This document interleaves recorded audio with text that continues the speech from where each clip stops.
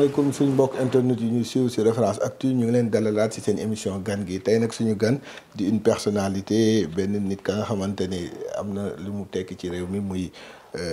monsieur Modou Fall. Monsieur Modou Fall moom mooy président parti politique Rassemblement pour la vérité dëgg moo wóor waaye it moom mooy ki nga xamante ni mooy directeur de l'emploi di liggéey fii nga xam ne ci ministère de l'emploi monsieur Modou Fall ñu ngi lay nuyu. waaw ñu ngi lay fay di la remercier ci invitation bi. di remercier aussi techniciens yi ak ñëpp ñu nekk ci Référence Actu. ok monsieur Modou Fall xam naa buñ la dalalee li ñuy njëkk a wax ak yow mooy emploi. surtout emploi des jeunes. ak li président am confiance ci yéen dénk la ko. muy convention état employeur. fu mu toll. parce que ñu bëri ñu ngi koy dégg jàpp ne ni ay slogan kese la. en réalité fan la loolu toll. voilà merci ci question bi boo xoolee président de la République le président son excellence Macky Sall at mi weesu 2021 ci conseil présidentiel bi amoon. muy conseil présidentiel bu doon wax ci wàllu emploi ak insertion. dafa lancé benn programme national bu ñu woowee programme d'urgence pour l'emploi et pour l'insertion socio-économique des jeunes. ñu gën koo xamee ci xëyu ndaw ñi. waaw ensemble pour demain. wooy di liggéey ngir ëllëg. parce que kenn ku ne xam na ni xale mooy tabax société suba. te comme xale mooy tabax société suba il faut nga préparer ko. pour que bu ëllëg jotee li ñu bëgg ci réew mi ñu mën a jël relais bi tabax ko. donc mu lancé programme boobu mu am ay piliers. maanaam mu am volet yu bari. volet yooyu bokk na ci cible yi am na ci ñoo xamante ni defuñu formation amuñu métier ñu former leen. muy volet formation muy volet apprentissage. formation boo ko déggee lu formel la mais apprentissage boo ko déggee mooy jeune bi nga xamante ni demul ci centre de formation yi. wala demul ci école de formation yi waaw mais dañuy dem ci atelier yi. ci lu ci bari secteur artisanat wala commerce. léegi nag am ci volet bu am solo muy recrutement spécial de 65 000 emplois lu mësul am ci Sénégal mooy d'un coup rek état ni dana recruter 65 000 jeunes sénégalais dugal leen wutal leen liggéey bu décent un emploi décent ñu mën a gis seen bopp ci ni état di fonctionner ñu mën a gis seen bopp ci plan Sénégal émergent ñu mën a gis seen bopp am loo xamante ni dinañ ko yóbbu dimbali seen njaboot muy ay revenu muy recrutement 65 000 emplois ci secteur yu bari secteur santé secteur tourisme secteur cadre de vie secteur environnement secteur sport et cetera ba ci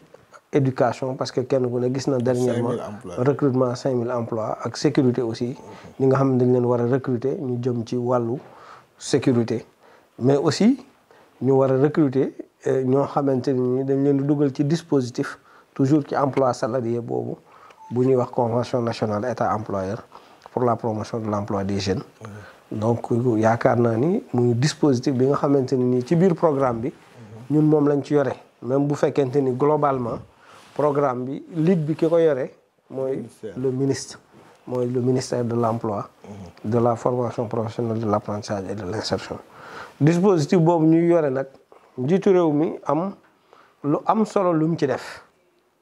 ndaxte convention état employeur du lu bees peut-être léegi la ko nit ñi xam mais loo xamante ni existé na depuis août 1987 jamonoy Abdou Diouf mën nañu jeunes yi ñu bari boobu juddooguñu woon te yaakaar naa ni mag ñi ñu bari boo doon def ay recherche di leen laaj ndax xam nañ ko xamuñu ko woon. maa ngi soog a xam ni 87 la existe. voilà bi ñu ñëwee ba 2000 le président de la République Ablaye Wade daal di def deuxième génération convention deuxième génération. mooy maanaam ñu réajusté texte yi le 25 avril 2000 signé ko ak le patronat parce que convention bi dañ ko doon signé avec le patronat nag majoritairement c'est le conseil national du patronat ñu koy wax CNP ak la confédération nationale des employeurs du Sénégal ñu koy wax CNES ñooñu la ko doon signé globalement année 2000 ñooñu ñoo fi nekkoon ñooñu ñoo occupé woon plus de 98% travailleurs yi fi nekk. léegi bi ñu ko signé ñu ñëw ba 2021 ñu gis ni texte 2000 day obsolète bu doonee dañu ñëw ci 2021 c'est-à-dire ñaar fukki at ak benn après comme dafa obsolète njiitu réew mi daal ni mécanisme bi nga xamante ne nii yàgg na fi te peut-être ay moyens yi doon na des mais aussi ouverture am jëm ci population yu bari doon na des nañ xool nuñ ko élargir jëmale ko ci wàllu mbay muy agriculture jëmale ko aussi ci wàllu agro business ak lépp luy tourner autour de la transformation des produits locaux ndaxam programme bi dañ koy woowee xëyu ndaw ñi mais en général njiitu réew mi lu mu def lu nekk rek danaan les jeunes et les femmes ça veut dire que jigéen ñi ñu ngi ci biir te kenn ku ne xam na ni actuellement jigéen ñi ngi activé wu bu baax ci la transformation des produits locaux donc ñu intégrer leen de telle sorte que ñooñu dinañ mën a signer ay convention ça veut dire que léegi convention yi au lieu que mu doon convention globale bi am day doon convention individuelle c'est-à-dire képp koo xamante ne nii am nga entreprise am nga possibilité def sa demande d'adhésion ñëw signer convention ak État du Sénégal mu jaare ci ministère de l'emploi jaare ci direction de l'emploi donc loolu mooy convention État employeur njiitu réew mi daal ni kon ginnaaw élargir naa ko yokk ci secteur yu bees yooyu te yokk nañ ci sécurité ak yeneen ak yeneen donc kon budget bi nga xamante ne ni moom lañ ko alloué woon parce que may rappelé ni bi ma fiy ñëw moi au mois de janvier 2020 budget bi mi ngi woon ci 1 milliard mu ni kon budget boobu 1 milliard ci pilier wu convention État employeur ñu koy woowee emploi du secteur privé aidé danaa ko jël yóbbu ko ba ci 15 milliards parce que boo xoolee 2021 dugaloon nañ ci 5 milliards parce que ci fin wu année bi la ren ji dugal nañ ci 10 milliards donc kon actuellement loolu la pour un objectif de 20 000 dañ ko multiplier par 15 ans voilà pour un objectif de 20 000 emplois voilà donc année bu njëkk bi avril mai juin ci fin d'année bi milieu année deuxième semestre bi lañ commencé te boo xoolee en termes de statistiques li nga xamante ne nii bi ñu lancé programme bi def conseil présidentiel bi le 22 avril engouement am nit ñi ñu communiquer nit ñi bëgg di adhérer en masse ci convention État employeur permettre nañu tey ñu am ay statistiques yoo xamante ne nii wane na ni dispositif bi kenn nattabletul efficacité am waaw te li ci gën a rafet sax mooy xam nga bu njëkk ba convention État employeur da doon jël primo demandeur bi mu permettre ko à ce que mu am expérience professionnelle mooy maanaam ki génn ki jàng ba génn di soog a génn nga xamante ni nii souvent booy wut liggéey dañ naan la ñaata expérience professionnelle lan mooy sa expérience donc expérience professionnelle boobu boo jaaree par le canal de ce dispositif là mën nañ la yóbbu en stage d'incubation en stage simple en stage d'apprentissage pour permettre la à ce que nga am expérience comme ça boo génnee di nga mën a bind ci sa CV expérience parce que da lay permettre mu renforcer sa employabilité bu nekkee koo xamante ni c'est un travailleur qualifié aussi am na programme bu ñu wax renforcement des ressources humaines de PME c'est-à-dire entreprise comme référence actu mën na ni man de soxla naa un journaliste expérimenté un travailleur qualifié donc bu boobaa mu jël ko dugal ko ci dispositif bi li nga xamante ni nii moom lañ koy fay moom la ñuy xool lu ñu koy partager ak moom voilà ba pare ñu indi ko ci ay CDD des contrats à durée déterminée de 2 ans renouvelables une fois avec contrepartie état boo xamante ne ni day nekk 50%. moitié donc loolu mooy vision président de la République. mooy yaatal créer emploi décent. mooy yaatal créer emploi durable. ci mécanisme bu fi existé woon depuis plusieurs années. nit ñi xamuñu ko woon ba pare mu amoon benn état de blocage boo xamante ni manque d'ouverture am ci yeneen secteur moo taxoon mu am tey jii boo xoolee en termes de statistiques en moins de 6 mois enrôlé nañ 12 571 jeunes. te seen objectif 20 000 la. non bu xam nga dañ ni ci année 2022 bi suñu objectif 20 000 emplois la. suñu objectif 20 000 emplois la 2022. voilà parce que programme bi avril mai lañ ko commencé woon. mais bi ñu dawalee moins de 6 mois rek. gis nañ ni enrôlé nañ 12 571 cela veut dire que atteindre nañ plus que objectif bi ñu fixé loolu. effectivement avec un budget de 5 milliards atteindre nañ plus que budget bi nga xamante ni moom lañ ñu allumé woon. te loolu compte tenu des emplois communautaires. maanaam emploi yi nga xamante ni dañ ko créé ci jigéen ñi nga xamante ni nii ay soutien de famille lañ. war nañoo mën a am ci luñ jàpp am ay revenu n'est-ce pas te liggéey ñu insérer leen créer ay emploi communautaire te loolu boo xoolee toll na ci 7400 emploi communautaire yoo xamante ni ajouté nañ ko ci 12571 emploi des jeunes bi nga xamante ni nii am na donc te boo xoolee secteur yi nga xamante ni nii mooy secteur d'activité yi permettre à ce que ñu insérer leen parce que boo bëggee bokk ci convention bi da ngay def une demande d'adhésion à la convention nationale état employeur nga préciser ban entreprise yan secteur d'activité yan emploi nga am ñaata jeune nga bëgg recruter et cetera pourquoi nga bëgg leen recruter wala est-ce que am nga problème mu consolider say emploi ñu jël loolu exploiter ko signer ak yow convention boo xoolee secteur d'activité bi nga xamante ni moo ci ëpp mooy 29% mooy les services boo ko waxee mooy centre d'appel yi les banques et autres agriculture 15%, artisanat 15%, environnement 12,70%, BTP 9%, et cetera et cetera. Donc tableau de répartition bi danañ ko wone pour ñu gis ko xam ni vraiment njiitu réew mi def na jéego en termes de création d'emploi en termes de mise en place su dispositif bu ubbeeku ba pare ñu ni comme convention état employeur non seulement ñu bari xamuñu ko woon ubbeekul woon ci secteur yu bari mais aussi territorialisé wuñ ko woon parce que tey jii boo demoon Tamba wala nga dem Saint-Louis wala nga dem Thiès nga laaj fa lan mooy convention état employeur est-ce que am na entreprise yu ci bénéficié wu depuis 1987 ba jëm si jamono yooyu mooy 2021 ñu ne la non benn entreprise xamuñu ko c'était pas vulgarisé voilà ba pare benn entreprise mosu ci bénéficié wu te tey boo xoolee dañoo dem ba njiitu réew mi daan ni lépp luñ ciy defati rek nañ fexe ba territorialiser ko mooy fexe ba jege askan wi ba entreprise yi nga xamante ni nii tey dañoo nekk Tamba ñi nekk Matam ñi nekk Saint-Louis ñi nekk Thiès ñi nekk Diourbel ñi nekk fenn fu nekk ci Sénégal am ay entreprises yu ci adhéré ci convention état employeur te buñ xoolee statistiques yi xool dinañ gis effectivement que région yu bari am na ay entreprises yoo xamante ni adhéré nañ muy la territorialisation des politiques publiques muy la territorialisation du dispositif qui est la convention nationale état employeur loolu aussi nekk beneen nouveauté ci biir loolu nag ci largement pour me terminer ci xëyu ndaw ñi en dehors de li ma la wax noonu muy le recrutement spécial le dispositif de la convention état employeur loolu dafa concerner emploi salarié mais boo génnee ci emploi salarié dafa am lu ñuy wax emploi non salarié muy auto emploi mooy ñi nga xamante ni dañuy entreprendre voilà ñooñu nag au niveau de la DER donc objectif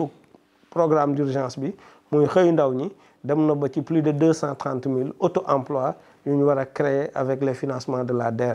donc boo xoolee aussi am na yeneen programme yoo xamante ni programme état bi la par exemple les 100 000 logements les zones économiques spéciales les pôles les ports les ponts yi nga xamante ni dafa nekk en chantier ci biir dëkk bi le BRT yooyu aussi day créer yeneen emploi yoo xamante ni boo ko boolee ci emploi yi nga xamante ni mooy 65 000 boole ci 20 000 convention état employeur boole ci 25 000 ANIDA mooy les fermes agricoles fermes naataange yi ñuy installé un peu partout boole ci 230 000 auto emploi yi nga xamante ni DER moo koy créé boole ci projet wu état yu mag yi ma la wax emploi yi ñuy créé wax naa la BRTP wax naa la port yi le port de Ndayane ak yeneen port yi donc bu boobaa presque day tourner autour de 1 million et quelques cela veut dire que toujours nous sommes dans l'objectif de l'atteinte de 1 million d'emplois kon képp kuy wax ni njiitu réew mi dañoo diggoon 1 million d'emplois boo defee cumulu projet état def cumulu les projets d'intérêt communautaire mooy pavage yi parce que tey boo xoolee communes yu bari ñu ngi leen di pavé te jeunes yi dañu leen di recruter à travers AGETIP à travers FERA dañu leen di recruter former leen yóbbu leen ci usines yi ñu amélioré wu ñu def ay pavé yoo xamante ni yii day doon ay route yu ñuy pavé yi doon ay mbedd yu ñuy pavé yoo xamante ni tey boo gisee pays bi di nga gis zone yu bari donc nekk nañ ci projet boobu te dernièrement lancé nañ ko à travers AGETIP au niveau de la banlieue kon emploi yooyu yëpp boo ko cumulé boole ko mooy loolu mooy le président de la République di liggéey ci xëyu ndaw ñi na ko nit ñi comprendre noonu ñu xamee ko noonu mais directeur xam naa dinaa ñëw léegi ci vulgarisation parce que li nga wax dafa am solo mais ci explication sànq da nga wax ni dañ leen di signer loo CDD 2 ans renouvelable une fois après loolu kooku fu mu jëm. voilà c'est une très bonne question parce que bon li ma ajouté wul ci sama présentation wu sànq. mooy programme d'urgence bi. dafa am réforme yu ko lal. te réforme bi ëpp solo ci yi ko lal mooy la création des pôles emploi et entrepreneuriat. Cela veut dire qu'au niveau des 46 départements, pour que nous puissions territorialiser le service public de l'emploi, pour que nous puissions territorialiser les financements de la DER, pour que nous puissions territorialiser donc, les organismes de formation, moi 3FPT, ONFP, PF2E, pour que nous puissions un service de la population, un guichet unique. Le guichet unique, c'est le pôle emploi et entrepreneuriat. Donc, en département, si vous êtes wala nga nekk jigéen soxla formation financement de formation wala nga soxla emploi salarié wala nga soxla financement de projet mooy ñu financer la sa projet donc mën nga dem présenter wu ci pôle emploi bi fa nekk bu ko defee ñu inscrire la def profilage bi xool par rapport ak say besoins ñu insérer la te comme lépp léegi dañ koy territorialiser parce que boo xoolee même le recrutement des 65 000 emplois a été territorialisé mooy maanaam département bu nekk dañoo xool lan mooy population active bi en fonction de la population active ñu calculer par rapport ak 65 000 emplois pour 8 métiers yi benn métier bu ci nekk ñaata emploi la ñuy jox département bi ñu jox ko en fonction de besoin yooyu yëpp wax dëgg yàlla lu mësul am ci réew mi la di recruter ba pare territorialiser ko département bu nekk am ci quotaam ça n'a jamais existé au Sénégal je pense que loolu lu jar a santé lu jar a remercier ministre bi la ak le président de la République parce que ñoom ñoo liggéey ci loolu de telle sorte que aujourd'hui tey affaire bi nekk une réalité donc les pôles emploi sont là les jeunes ñi ngi dem foofu ñu ngi leen di accompagner ñu ngi leen di soutenir donc te ñu ngi leen di aussi voilà maintenant cette question pour me revenir ci boo xoolee xam nga type de contrat dafa am toujours lu koy sous-tendre xam nga ki nga des fois jeune dana ñëw ni man li ma bëgg rek mooy stage ça veut dire que stage day nekk composante boo xamante ne nii ça va exister et ça existera toujours d'ailleurs am na décret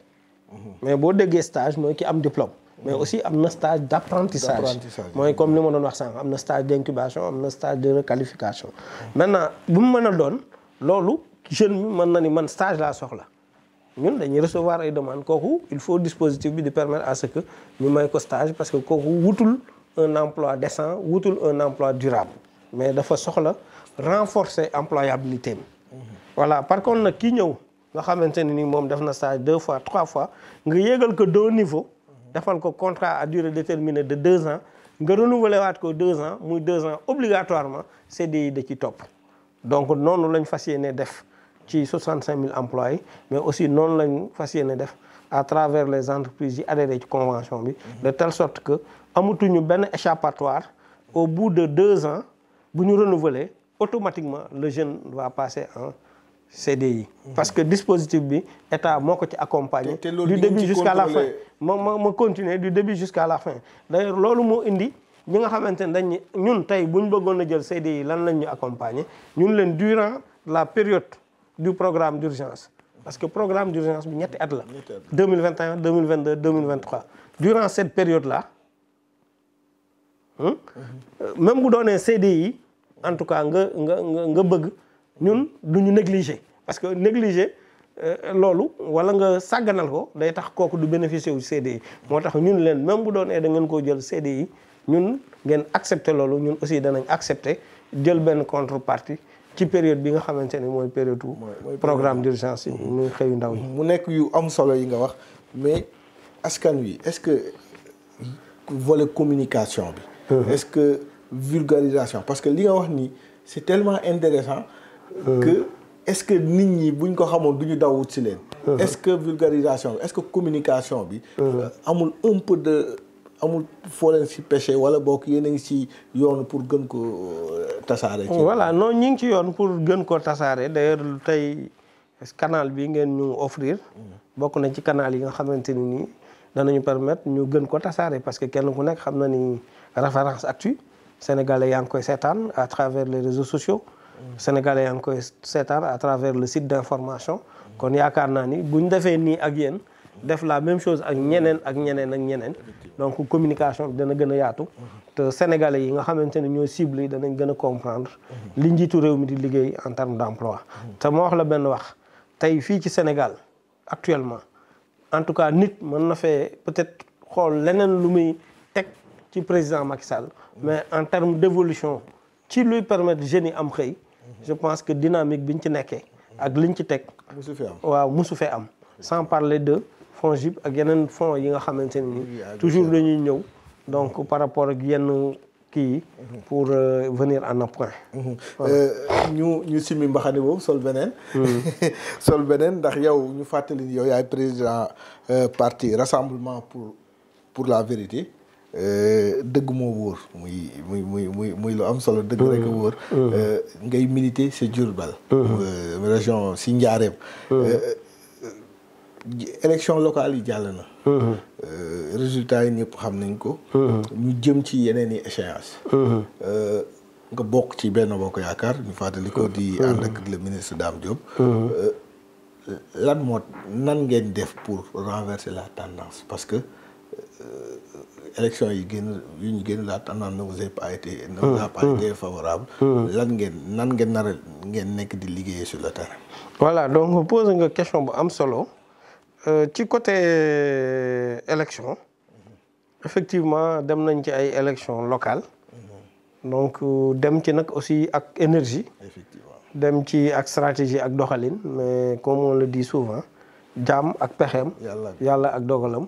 donc yàlla am na kum jàpp ni moom moo waroon a gagné na voilà mais terewul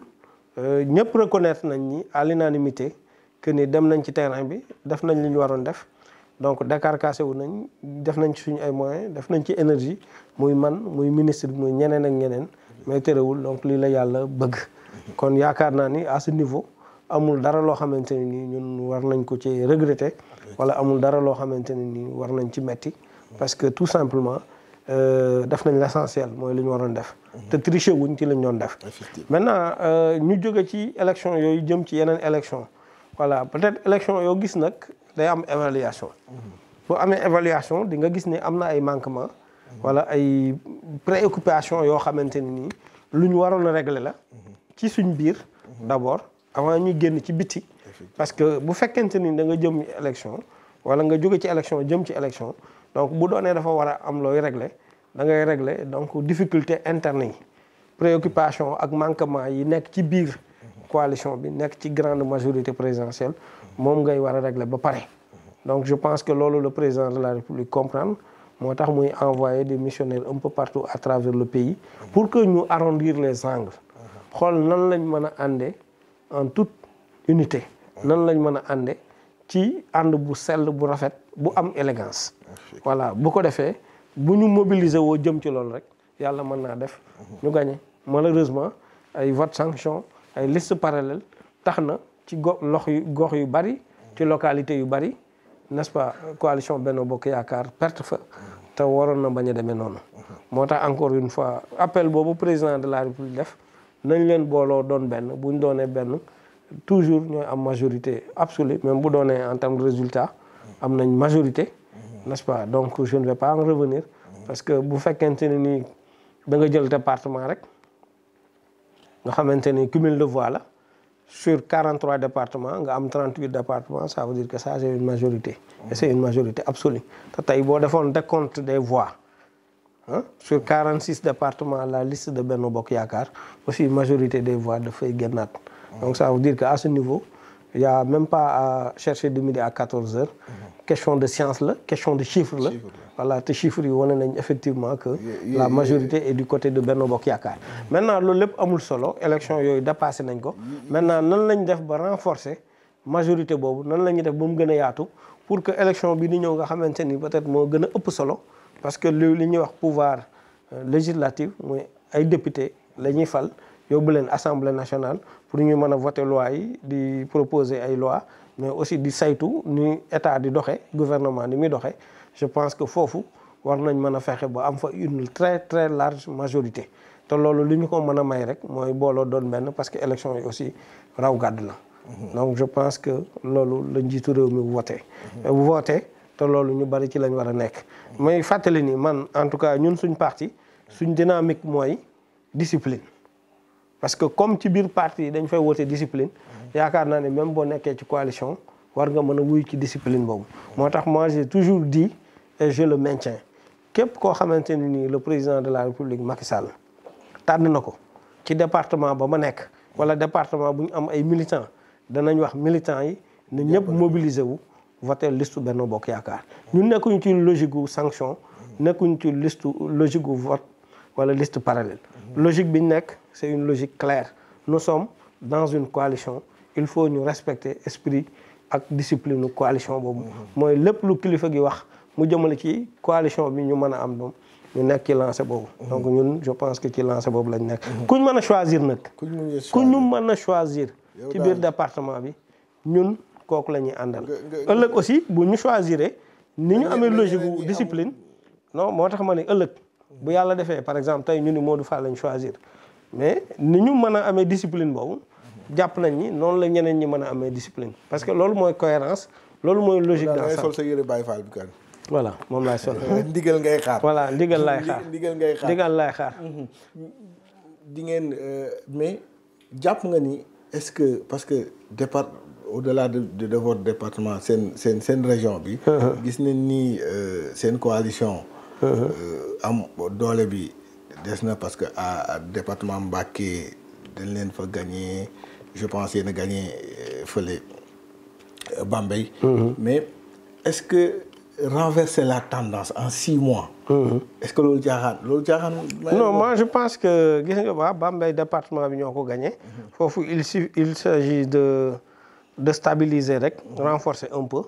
pour que ñu mën a gagné ci législative bi Mbacké fa laay ñëw. parce que boo xoolee Mbacké 16 communes la 16 communes mais majorité communes yëpp Benno Bokk Yaakaar a ko gagné 16 communes la majorité communes yëpp Benno Bokk Yaakaar a ko gagné waaw département bi nag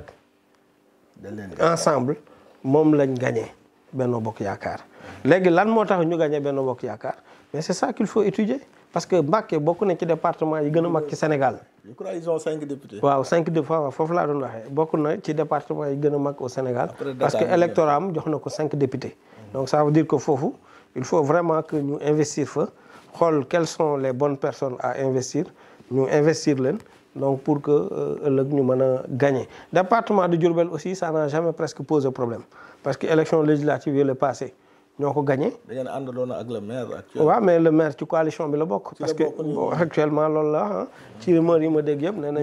moom local du ànd ak yéen. bon bëgguma dugg ci loolu parce que man bu may wax damay bëgg a wax ci lu intéressé globalement ñi may déglu quoi. mais jàpp naa ni gagné département bi pour ñun warul doon lu jafe. parce que département bi moo gën a yomb commune de Diourbel. parce que élection yi passé rek bu ñu defoon effort yu ndaw rek. je pense que dinañ gagner département bi ñu wax ci Diourbel gis nañ ak autoroute à péage bi contourné gis nañ Diourbel développement Diourbel mu xaw a sooxe tuuti. dafa am bon peut-être sama genn wàll doomu Diourbel dafa am benn affaire bu may gis Diourbel wala bu may dégg mooy les gens n'investissent pas. homme politique yi wala borom xaalis yi wala les hommes d'affaires Diourbel waa est-ce que yéen a ngi xalaat investir à Diourbel pour mu mun a personne de façon personnelle pour mu mun a jébbil koom-koom gi foofu waaw mais bon loolu mi ngi commencé changer boo xoolee ces dernières années ñu bari ñu ngi ñëw di investir donc Diourbel ñii di def ay restaurants ñii di def ay fast food ñii di monter ay usines et cetera yooyu yëpp mi ngi fay am ñii di monter ay unités de transformation ñun aussi ñu ngi fay investir parce que tant soit peu par exemple ñun installé nañ fa rajo communautaire installé nañ fa maison de la femme installé nañ fa start-up bu mag boo xamante ni tey presque 162 jeunes ñaa ngi fa di liggéey Bawol Digital Fab Lab installé nañ fa ay magasins communautaires yoo xamante ni pour acheter il faut avoir des cartes des membres donc installé nañ fa ay fermes intégrées yoo xamante ni dañ fay jàngal nit ñi ni ñuy bayee jën ainsi de suite donc affaire yu bari nit ñi investir nañ ko. voilà donc je pense que côté boobu mi ngi commencer am changement et je pense que sous peu dinañ gis ni Diourbel économiquement dana décoller peut-être li des rek mooy yenn cadre yi nga xamante ne nii peut-être buñ masaan a génn. dañuy bàyyi Diourbel ñooñu bu ñu retourné woon rek dem dëkk Diourbel construire fa. ça veut dire que dana tax économie locale bi. di dox te bu boobaa donc dana tax Diourbel gën a mën a émerger quoi. xanaa bu ñuy jeexal ñu wax ci procédure si processus électoral bi ñu enclenché. muy am parrainage. mu am une partie de l'opposition bu décrier ni ñoom duñu parrainage du fi amee. am ñenn ñi nga xamante ne seen tour nekkatul ci fichier électoral bi ñu ne ñoom dañuy nekk candidat. yow en tant qu'acteur politique chef de parti nan nga gisee loolu. voilà donc da ma poser question bu am solo parce que bon c'est vrai que man Dieu a fait que ces dernières années j'ai toujours participé ci dialogue ak cadre de concertation yi. y compris commission politique du dialogue national bi mujj a am waaw te bi mujj a am boo xoolee le code électoral bi mooy dernière version bi c'est le code de 2021 voilà te code 2021 bi nii bokk na ci code yi nga xamante ne nii ci lañ introduire parrainage li may wax ci élection législative et c'est important ça veut dire que li nit ñi bàyyi ba ci cëppaandaw gi nii naan non parrainage du am alors que xam nañ depuis année dernière que élection législative day am parrainage parce que loi moo ko wax loolu il faut Sénégalais yi xam ko du lu bees c'est pas parce que génn nañ ay arrêté relevé ci arrêté yi ay éléments yu nekk ci code électoral bi que nit ñi dañuy yaakaar ni lu bees la voilà c'est que arrêté boobu dañ koy génne juste pour définir par rapport au fichier général des élections des électeurs par rapport au fichier général des électeurs lan mooy le nombre d'électeurs minimum ak lan mooy plafond bi c'est uniquement ça parce que boo xoolee boo demee ci article L69 dafa nekk loo xamante ni nii c'est pas nekk lu bees parce que bu nekkoon lu bees sax nit ñi danañ mën a wax ni affaire bi dafa bees mais dafa exister ci code électoral bi te comme dafa exister ci code électoral bi depuis dafa exister parrainage daa mos a exister depuis 93 non déedéet dama ne parrainage bi ñu wax ni boo bëggee bokk ci ay élections législatives boo bëggee bokk ci 2021 la dugg ci voilà édition 2021 dañ ni boo bëggee bokk ci ay élections législatives année bi passé 2021 bi dialogue bi passé bañ terminé commission politique du dialogue national bañ fermé bañ modifier le code électoral boobu noonu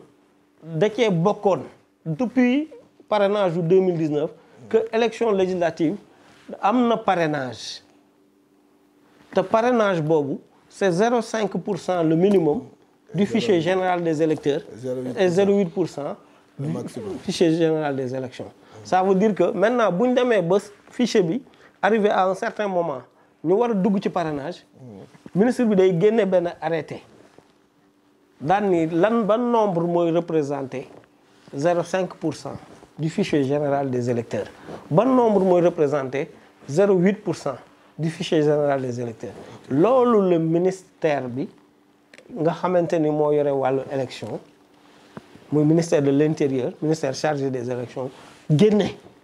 mais du lu bees ça a toujours existé muy benn deuxièmement le fait que ñu ni Khalifa Sall dafay nekk tête de liste day nekk candidat loolu ñu koy wax dañuy nax seen bopp. wala dañuy politique rek. non dañuy nax seen bopp parce que li tax ma ne dañuy nax seen bopp mooy gis nga nit bu fekkente nit ni mënul parrainer. liste bi mu bokk mënu koo parrainer. mënul nekk candidat mënul nekk candidat. pourquoi mënu koo parrainer parce que amul carte électeur amul woon carte électeur 2019 amul carte électeur ci révision exceptionnelle bi passé te révision bi nii lañ bëgg a profité non donc ñu comprendre lañ bëgg a profité am benn porox ndond bu ñu leen permettre à ce que mu mën a bindu ci liste électorale yi. lu tax duñ ko bàyyi. voilà mais parce que tout simplement code électoral moo ni ak liñ ko condamné du bindu même bu fekkente ni li ñuy wax naan non bañ koy jugé binduñu ko ci loolu ce n'est qu'un benn alinéa loolu benn alinéa kese la ci article ba. mais am na yeneen alinéa yoo xamante ne nii ñoom ñoo tax bokkul woon ci élection présidentielle le fait que ñu tëj ko. voilà moo tax ma ne la waaw am na benn yeneen alinéa yoo xamante ni ñoo bokk ci même article bi. yoo xamante ni nii moo tax mënul nekk électeur. te comme mënul woon a nekk électeur ci élection présidentielle yi ba tax ñu écarté ko ndax moom amoon na parrainage yi. moom amoon na parrainage. voilà entre temps amul benn possibilité pour inscrire parce que élection pour nga mën a inscrire sur les listes électorales ñaari possibilité la révision ordinaire wala révision exceptionnelle. révision exceptionnelle ba le passé binduwut révision bii du bindu kon yaakaar naa ni kooku ku mënul parrainer sa liste mënoo nekk candidat ko bàyyi mu bind rek. non mënul nekk c'est pas possible boo ko bàyyee mu bindu mais ki sàcc ginaar wala keneen ki nga xamante ni dañ ko génne ci fichier bi parce que à chaque fois bu ñu def révision ñi nga xamante ni nii dañ leen a condamné ñi nga xamante ni nii éligible tuñu liste bi ministère de la jeunesse ministère de la justice autant pour moi da koy transmettre ministère de l'intérieur ñu génn leen ci période révision exceptionnelle bi ci liste yi donc moom kaawam noonu la demee donc quelqu'un qui ne peut pas parrainer parce qu'il n'a pas de carte d'électeur ne peut pas être candidat parce qu'il n'aura pas un numéro d'électeur celui qui n'a pas de numéro d'électeur ne peut pas être est-ce que nekkuñu éligible di dem kon ci benn élection bu xaw a compliqué bu violence bu ñu doon ragal mu am ci élection. non mais xam nga foofu question bu am solo nga posé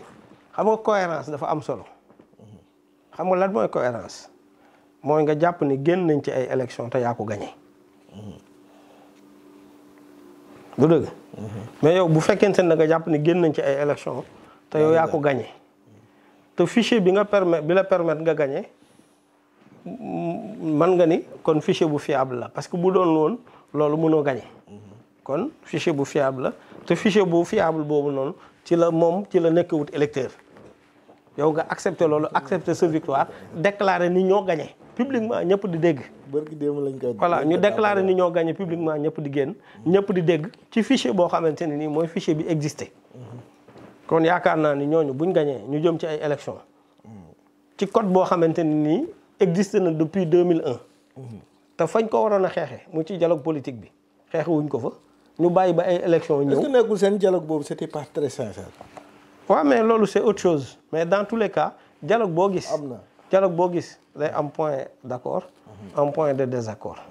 am point yoo xamante ni ñëpp d'accord nañ ci comme ni ñu d'accord woon ni le maire est élu au suffrage universel direct xam nga loolu ñëpp d'accord nañ ci. waaw ñu d'accord woon ni bon liste proportionnelle liste majoritaire 45-55 et cetera d'accord ci pour la ville il faut une liste proportionnelle. xam nga yooyu yëpp lu bees la. kon dialogue bi am na lu mu jur mënuñu wax ni c'était pas sincère. mais dans tous les cas dialogue négociation la. liñ d'accord dañ koy d'accord li nga xamante ni existé woon na. ci code électoral bi buñ d'accord ñu bàyyiwaat ko ci code électoral bi et c'est ce qui s'est passé. loolu mooy li am donc ça veut dire que article bi nga xamante ne nii mooy permettre à ce que nit ki pour mu mën a bokk ci élection moo xam parti moo xam coalition de parti moo xam candidat indépendant il faut nga wuti parrainage. te kon yaakaar naa ni fi mu toll nii liñ bëgg lenn rek moo mën a tax mu nekk. par rapport ak point parrainage bi. mooy ñu voté waat beneen loi yóbbu assemblée beneen loi. bu koy dindi. ndax existe na déjà ci code bi. effectivement. te yaakaar nañ ni ñoom ils ont toujours dit que à 6 mois. non loolu c'est si disposition CEDEAO. non ma ñëw ci disposition CEDEAO. à 6 mois ils ont toujours dit li ñuy wax toujours lay wax. dañ doon wax ni toujours ci disposition CEDEAO. 6 mois bu jotee à 6 mois de scrutin kenn amul droit modifier le jeu. sinon mu am consensus. sinon mu am consensus. kon yaakaar nañ ni bu ñu waree dindi loolu ci code bi. il faut mu am consensus. il faut mu am consensus. d'accord. voilà donc ça veut dire que nous sommes obligés de laisser. la loi waaw comme tel. en tout cas ça a été un très grand plaisir. ma bokk ak yow jotaay waxtaan ak yow di la bàyyi nga tàggu ñi la doon seetaan di tàggu waa Diourbel aussi. voilà di leen remercier bu baax rek Référence Actu donc di rafetlu aussi seen liggéey à travers la presse yéen a ngi def liggéey bu am solo en ligne. voilà di remercier aussi ñu doon seetaan à travers les plateformes numériques. di nuyu aussi suñ mbokk Diourbel di profiter ci occasion bi pour nuyu aussi suñ ministre le ministre Dame Diop nekk nit ku baax. koo xamante ni toujours sama discours mooy ku bëgg président de la république man gëm naa ni réew mi bariwul ñu ko fi gën a bëgg président de la république Macky Sall. voilà parce que yàgg naa ak moom te lépp loo xamante ni nii mooy yitte président de la république mooy yitteem te relation boo gis confiance daf ci am solo. kon yaakaar naa ni occasion la aussi pour mu nuyu ko nuyu waa Diourbel yëpp. nuyu les militants de notre parti, le parti Rassemblement pour la Vérité Dëgg Moo Wóor, nuyu aussi tous les agents de la direction de l'emploi et du ministère de l'emploi, de la formation professionnelle, de l'apprentissage et de l'insertion. Ok, merci monsieur le directeur. Mu nekkoon suñu gan di monsieur Modou Fall di directeur de l'emploi nekk président parti Rassemblement pour la Vérité Dëgg Moo Wóor nekk responsable politique à Diourbel moo nekkoon suñu gan ci seen émission gan gi.